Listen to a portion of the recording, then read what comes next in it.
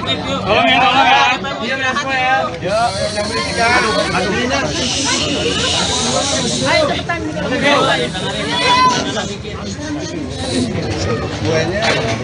Oke, yuk. Oke. Lalu apa kunci sehingga bisa meraih 2 gelar di turnamen kali ini?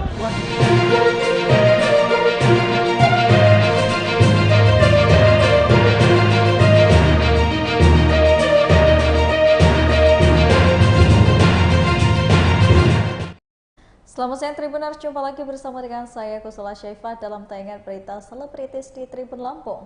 Berita selebritis akan selalu kami menyajikan informasi menarik dan terupdate seputar selebritis tanah air untuk Anda.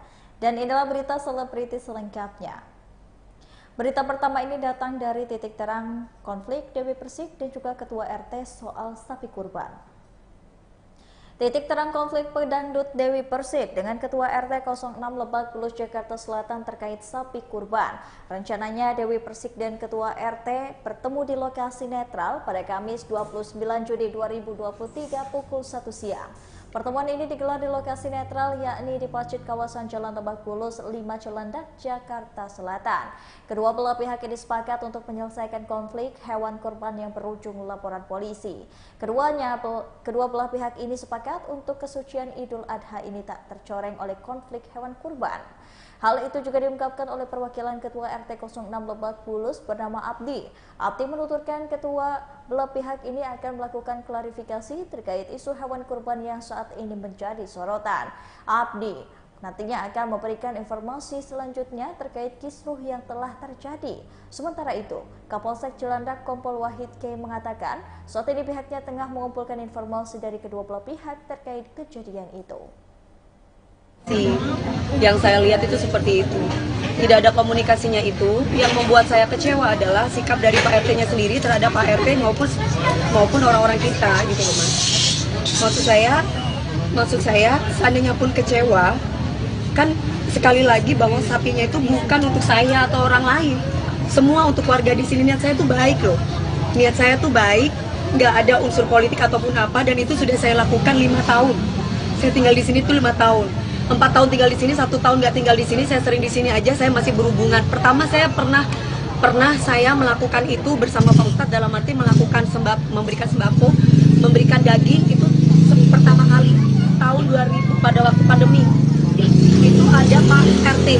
Setelah itu banyak keluhan dari para warga ke saya mengatakan bahwa sembakonya saya tidak mendapatkan sembako Bu, tidak rata lah, yang tidak begini, tidak begitu. Padahal saya itu RT tempatnya Bu Dewi, justru dia dapat kadang RT lain. Akhirnya saya cari solusi sendiri. Saya curhat sama Pak Ustadz, terus Pak Ustadz mengatakan ya udah langsung saja ke saya Bu, biar saya nanti akan list orang-orangnya. Bukan saya yang minta list, dari Pak RT-nya sendiri yang memang menginisiatifkan untuk memberikan list. Bu, saya list ya Bu. Nah, dari list itu dikuponin gitu loh Mbak.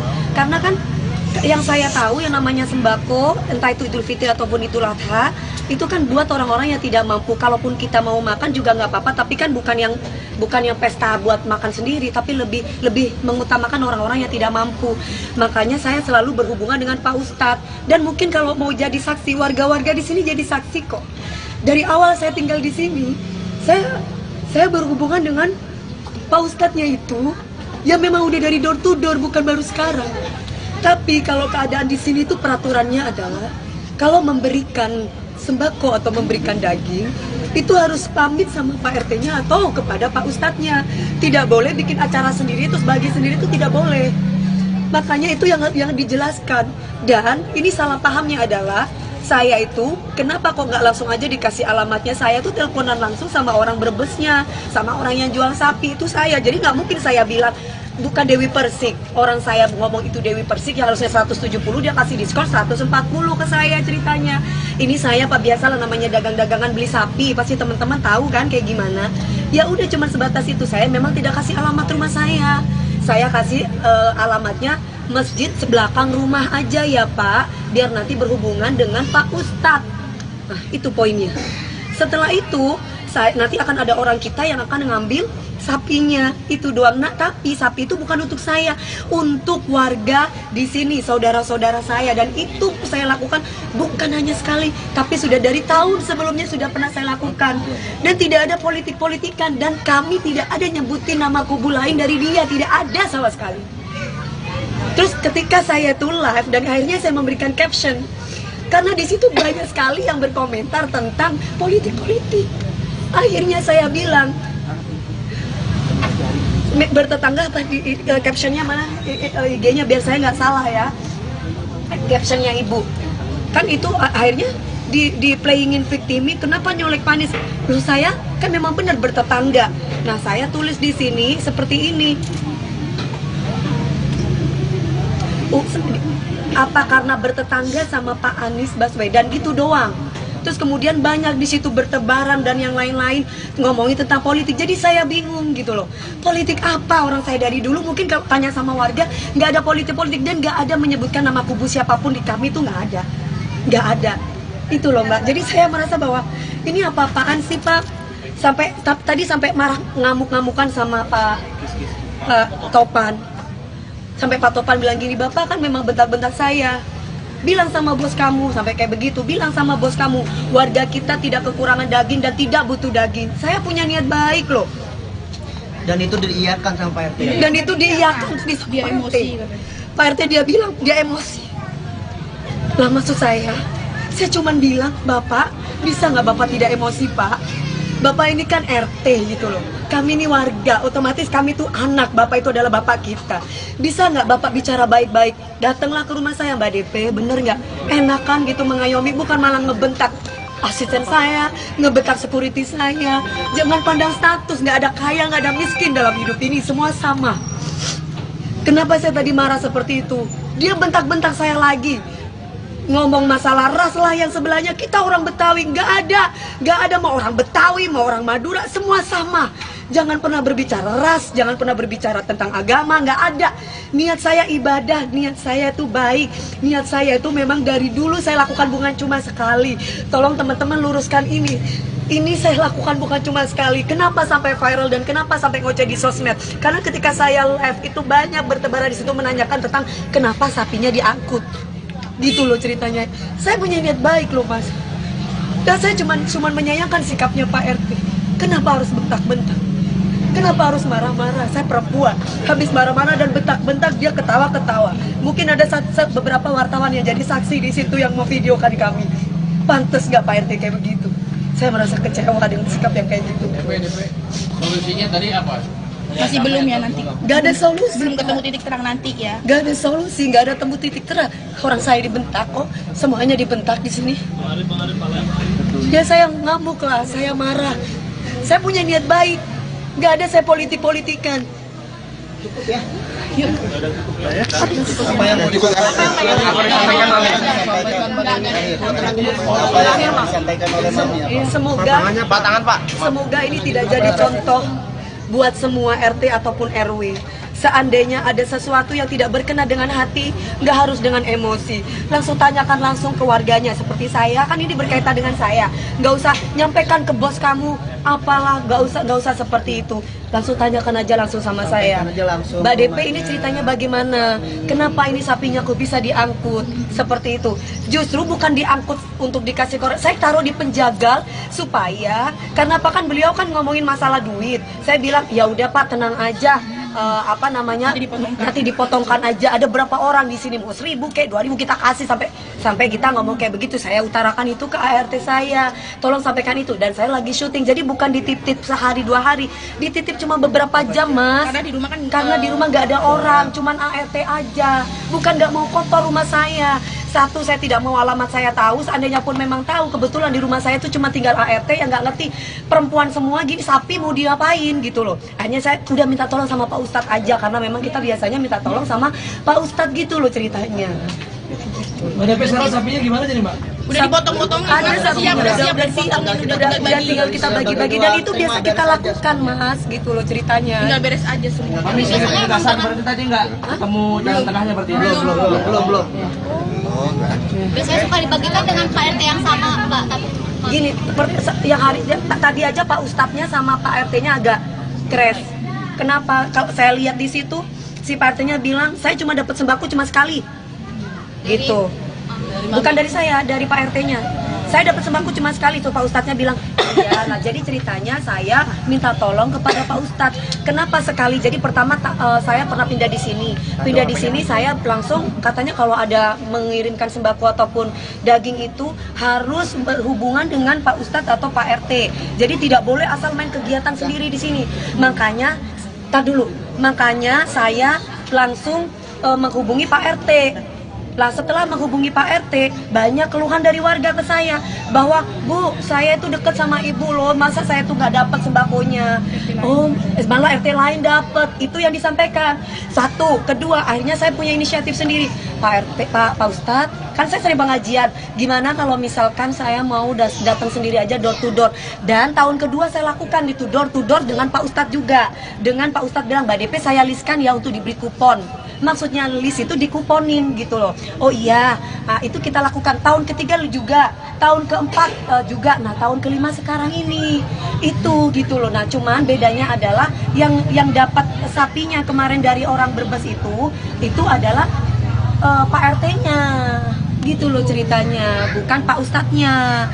Jadi ini tidak ada komunikasi antara Pak Ustadz dengan Pak RT yang saya lihat. Tapi maksud saya bukan berarti Pak RT-nya ngamuk-ngamuk ke saya atau ke orang-orang kita. Niat kita itu kan baik gitu loh. Jadi ada miskomunikasi ya, Bu? Miskomunikasi, Mas. Soalnya apa? Tadi Pak Ustadznya tiba-tiba dimarah-marah, dibentak-bentak sama perempuan yang di situ. Ingat ya, apa gimana tadi? Ingat ya, Pak Ustadz, ini urusannya kamu sama kita. Gitu. Loh kok saya kan nggak tahu. Saya kan Perempuan itu siapa, Mam? nggak tahu saya. Punya Pak RT katanya. Katanya masjid bukan tempat nitip-nitip. Hah? Tadi masjid katanya bukan tempat buat titip sapi. Hah? Katanya masjid bukan buat titipan sapi. Tadi kedengaran kayak gitu nih. Kata versi dia. Enggak, tadi kan dia ngomong. Dengar. Mas, aku tanya sama Mas, aku warga di sini. Di depan Mami. Ya, aku tanya sama mas-mas semuanya. Memang masjid bukan tempat titipan sapi, tapi saya mau tanya sama kalian semuanya, punya rasa hati, empati, dan kenal rasa dikit aja. Saya lagi kerja, di rumah saya nggak ada orang, dan semua cuma perempuan itu sapi 1,5 ton. Terus dan korban semua juga buat warga di sana. Saya cuma minta tolong sama Pak Ustadznya, Pak Ustadz bentar aja. Toh selama ini kalau saya minta tolong kayak parkir juga saya bayar sama Pak RT-nya. Nggak gratis, nggak ada gratis di sini. Terus kenapa? Kenapa ya katanya orang perlu pakan dan parkiran gitu kan? Perlu pakan dan dibersihkan loh. Cuma beberapa jam ya Allah, apa saya nggak bisa ditolong? Saya cuma minta tolong sesama warga loh. Nggak bisa saya ditolong. Toh saya ngasih duit juga kan? Apa iya saya minta tolong saya nggak peka, saya nggak kasih duit? Kan nggak mungkin. Itu doang sih Mbak. Memaknai Idul Adha kali ini gimana Bang? Memaknai Idul Adha hari ini gimana Bang? 100 juta itu gimana nih? Yang 100 juta nih. Makasih Bang.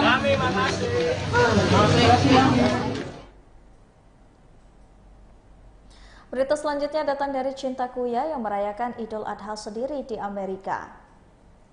Cinta Kuya tahun ini tidak bisa merayakan Idul Adha bersama dengan keluarga sebab Cinta Kuya sedang menempuh pendidikan di California, Amerika Serikat. Uya Kuya pun menceritakan pengalaman pertama menjalani Idul Adha tanpa putri sulungnya. Di Amerika ternyata Cinta Kuya juga merayakan Idul Adha. Gadis 19 tahun itu bahkan tidak melewatkan sholat Idul Adha. Astrid Kuya mengungkapkan jika suasana perayaan Idul Adha putrinya di Amerika itu dilakukan secara sederhana. Meski harus berjauhan, Uya Kuya mengaku tetap menjalani komunikasi yang intens dengan putri yang kini beranjak dewasa. Tahun ini Uya Kuya menyumbang 4 ekor sapi kurban yang disebar ke beberapa lokasi di Jakarta. Uya Kuya beserta istrinya dan putranya bahkan rela belusukan demi melihat prosesi pemotongan hewan kurban di 4 lokasi yang berbeda. Ya kita maknanya kan gini, kita berkurban gitu kan, dan semoga apa yang kita kurbankan juga itu berkah buat semua, tepat sasaran buat orang yang membutuhkan ya. Di situ juga kita diajarkan keikhlasan, berbagi dan lain sebagainya. Memang tiap tahun rutin 4 ya atau gimana nih? Enggak, ini baru kali ini kita turun 4 gitu kan. Biasanya kita cuma 1 sampai 2. Kenapa disebar wilayah? Ya biasa kita kalau kurban tuh justru di rumah orang tua dulu di depan di komplek kan, cuman kita rasa Di sana udah banyak. Di sana udah banyak, jadi kita sebar aja bagi tempat-tempat lain. Yang memang nggak terlalu banyak gitu korbannya, jadi kita masukin ke sana. Yang justru kita cari tempat-tempat yang sapinya sedikit gitu. Rasanya seperti apa sih? Maksudnya korban apanya sendiri ini lihat sendiri, belusukan sendiri juga 4 titik. Beli juga. Iya. Tadi juga diajarkan juga kita pegang sapinya, lihat pada sembeli. Nino juga tadi lihat, cuman tahun ini kurangnya Cinta lagi di Amerika jadi dia tidak bisa hadir gitu. Biasanya berempat kan selalu. Ini berarti bisa dibilang Pak Sati satu orang satu atau seperti apa nih? Iya, insya Allah. Iya, insya Allah 1 orang 1. Iya. Tapi kan satu sapi bisa jadi 7 nama, jadi tambah kita semua masuk. Masuk nama orang tua juga masuk di situ. Nama asisten kita, nama karyawan kita juga masuk. Karyawan masuk, yang memang kurang, istilahnya yang nggak bisa beli kambing atau nggak bisa buat beli kurban. Kita masukin. Kita masukin semua. Supir, mbak, asisten masukin. Anak-anaknya juga masukin. Anak-anaknya kita masukin. Seperti itu. Iya, selalu. Kalau itu tiap tahun pasti. Iya. Kalau itu tiap tahun pasti. Mungkin kalau Bunda sendiri ada persiapan dari Idul Adha ini, mungkin bajunya sama nih biru-biru. Ada kena darah, kena tanah tadi karena kita di bener-bener tadi di sapinya kita lihat nyembelinya di depan sapinya gitu. Baru 2 hari beli bajunya. Jadi aku pikir lucu ya kalau kan aku pakai baju ini biasanya kalau bapak-bapak yang cocok ini mengikuti ibunya. Iya. Pakai aja yang ibunya beliin. Jadi baru beli. Oke. Nah Cinta sendiri gimana sekarang Bun? Itu ada tadi sempat zoom. Ya, Cinta udah tadi. Oh tadi udah ya? Sempat zoom kah Bun atau seperti apa? Telepon tadi telepon. Cinta punya. Pasti. Gimana rasanya apa dia? Ada cerita nggak dia? Cuman dia di situ.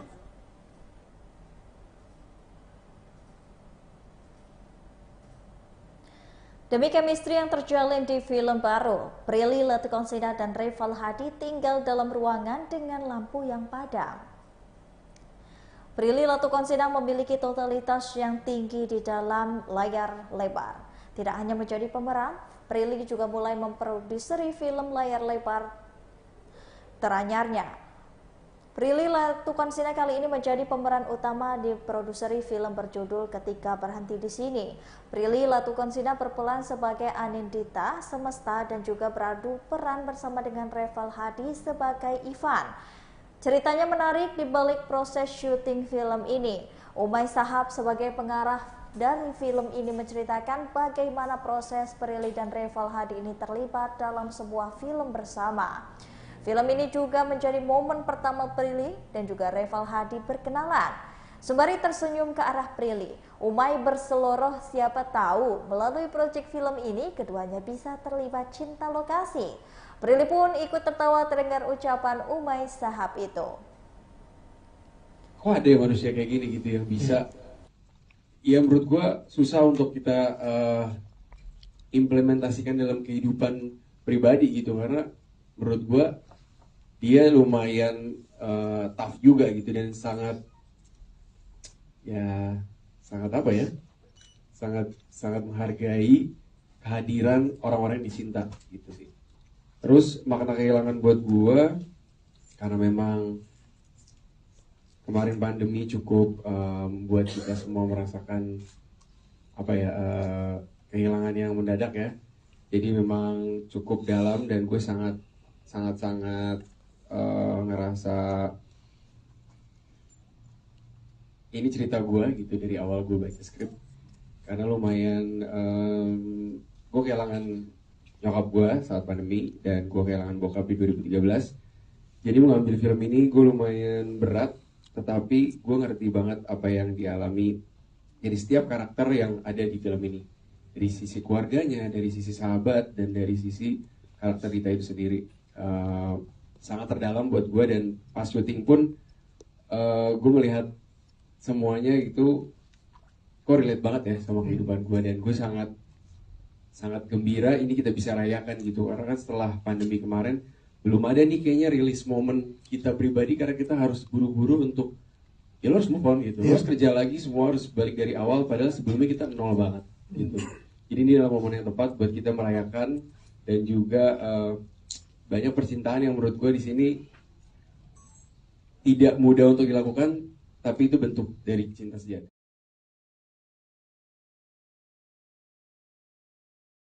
Berita selanjutnya ini datang dari rahasia awet muda Yuni Shara di umur 51 tahun, ternyata suka lidah buaya. Penyanyi Yuni Shara adalah salah satu legend musik tanah air. Selain sebagai penyanyi, kakak Krisdayanti itu juga dikenal dengan parasnya yang awet muda. Tubuh mungil dengan rambut bob khas Yuni Shara semakin menegaskan kecantikannya yang seolah tak pudar dimakan usia. Yuni membocorkan beberapa cara untuk menjaga kebugaran tubuh dan wajahnya di umur 51 tahun. Selain itu, Yuni Shara juga menjaga kualitas tidurnya agar tetap baik. Pelantun Desember Kelabu itu juga kini sedang giat olahraga tenis lantai. Dan tak hanya yang itu berbeda, perawatan wajah Yuni Shara dengan wanita lainnya. Hanya saja Yuni Shara belajar mencintai diri sendiri apa adanya serta membuat kondisi hatinya selalu bahagia. yang memang saya senang lah. Udah katanya sendiri di rumah udah berasa sendiri kan anak-anak udah bekerja ya udah. Seperti aku pun mengobati kesendirian dengan lampu Banyak tanaman saya banyak kerjain karena rumah tangga itu bukan pekerjaan yang mudah. Ada aja yang dikerjakan dan nggak selesai. Mudah-mudahan. Ikonik kalau rambut pendek masih itu kenapa sih maksud rambut pendek? Atau ada udah panjang loh. Udah jadi tertutup. tapi sering rambut Itu udah panjang menurut saya. emang nyamannya sama rambut pendek biasanya.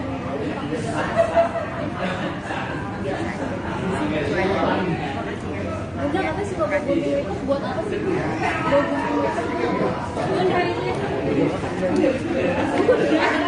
Bunda harapan gue. Enggak.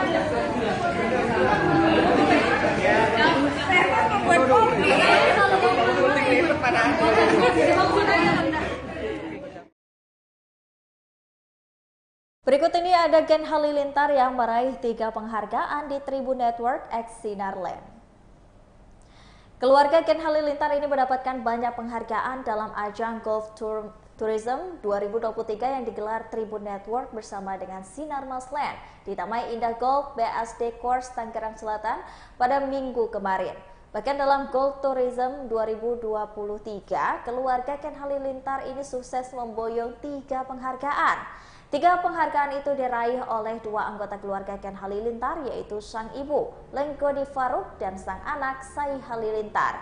Lenggodi Faruk sukses mendapatkan penghargaan Bestnet One, sementara Sai Halilintar menyabet 2 penghargaan, yaitu Longest Drive dengan jarak 267 meter dan Bestnet 3. Terkait dengan keberhasilannya meraih Bestnet 1 dalam golf turnamen 2023, wanita yang kerap disapa Geni itu mengaku masih tak menyangka sebab ada perbedaan saat dirinya bermain golf di luar negeri dan di Indonesia.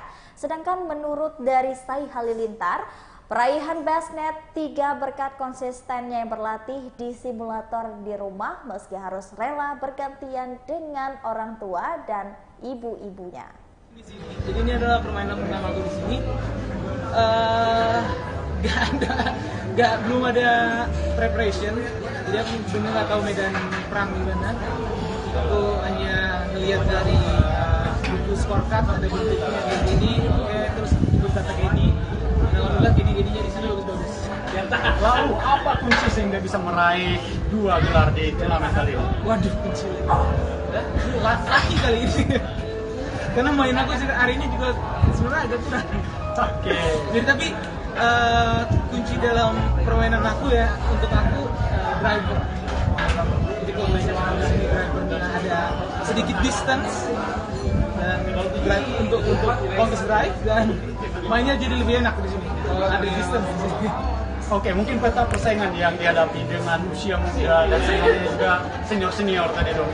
Sempat gugup atau bagaimana? Enggak sih, cuman agak nervous aja karena kan kita anak baru di golf. Aku baru 1,5 tahun di golf, mulai jadi harus respect sama senior. Oke, terakhir mungkin ada pesan dan harapannya terhadap pemain golf yang disampaikan oleh Tribun Network sama Sinarmas Land. Mungkin ada pesan atau harapan yang harapannya adalah bikin turnamen kayak gitu lebih banyak lagi, dan semoga mungkin bikin turnamennya lebih banyak satu yang kayak gininya, dan misalnya ada turnamen amatirnya juga, Tribun juga ikutan turnamen pro juga, saya juga kan Pro M dan lain-lain. Semoga makin seru lah dunia golf ini. Saya terima kasih banyak dan semoga sukses selalu. Siap. Mungkin ada foto atau apa? Golf yang diselenggarakan oleh Tribun Network dan Sinar Masle. Tanggapannya terkait dua raihan ini, gimana turnamen dari pagi sampai siang ini? Iya, turnamennya dimulai di pagi hari. Cuacanya lagi enak. Baiklah Tribuners, setelah tadi berita selebritis di Tribun Lampung bersama dengan saya Kusula Syaifah. Jangan lupa untuk terus saksikan video selengkapnya di YouTube Tribun Lampung News Video, Facebook Tribun Lampung, Instagram Tribun Lampung, dan juga TikTok Tribun Lampung untuk bisa mendapatkan informasi terupdate lainnya. Selamat sore dan sampai jumpa.